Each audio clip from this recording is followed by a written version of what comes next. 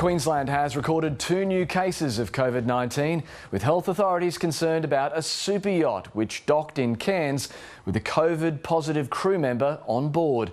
A woman has been taken to hospital, while others who are on board the ship are being tested and quarantined. The second case is a man who recently returned from New South Wales.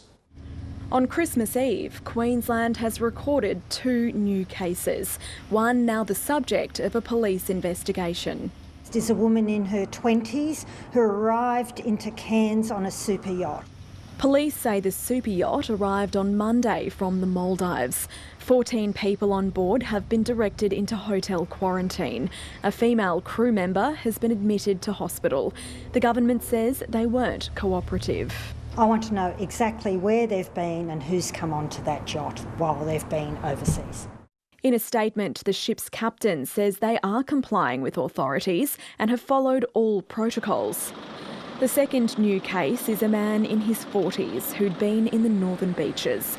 He tested negative once but became sick and was tested again. After initially testing negative when he first came back, went into home quarantine and has been there since, and I commend him. Neither of the new cases are believed to have had contact with the wider community. The man who'd returned from New South Wales was isolating at home, and his household is now quarantining too. But he wasn't one of at least 53 people in Queensland identified as close contacts of the Northern Beaches cluster. And that's prompted renewed warnings about the risk of more cases. Routine wastewater testing has found more viral fragments, this time in Wynnum, Bargara and Bundaberg. We believe that we have positive cases in Queensland. We hope every one of those positive cases are in quarantine and isolating as directed. 347 people have been turned away since the road border checkpoints were reinstalled. Police say those manning the border have faced verbal abuse. Now, if you're frustrated, you're having a bad hair day, or you're just generally an unpleasant person, do not take it out on the police. Queensland has recorded almost 25,000 tests in a 48-hour period. If you wake up Christmas Day with any symptoms that are in line with COVID, we still want you to get tested. The pandemic's long shadow over the festive season. Emily Gromens, ABC News. Queensland has reached an impressive milestone in its coronavirus recovery, 100 days of no community transmission. Experts say complacency is now the enemy as families gather for Christmas after months of separation. Who's here? The sweetest Christmas gift of all. Hello. Like many Queensland families, the Roddas haven't seen their grandson in more than a year as COVID caution loomed large. We'll hardly have any sleep because I think we'll use up nearly every hour of just being together.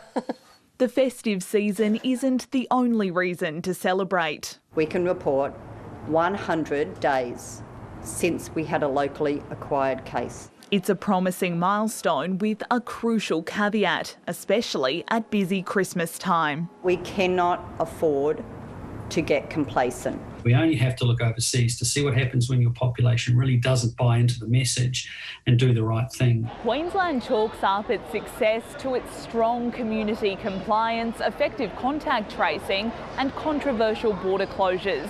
But health authorities remain on high alert, saying Sydney's Northern Beaches cluster shows just how quickly things can escalate. We had lots of little outbreaks which could have gone badly. I say dodging a bullet, but in the long run it really has to be explained by the community and the government's good systems really kicking into action. For now, the Roddas aren't taking any chances. We definitely won't be going to any major cities or any areas where there's big crowds.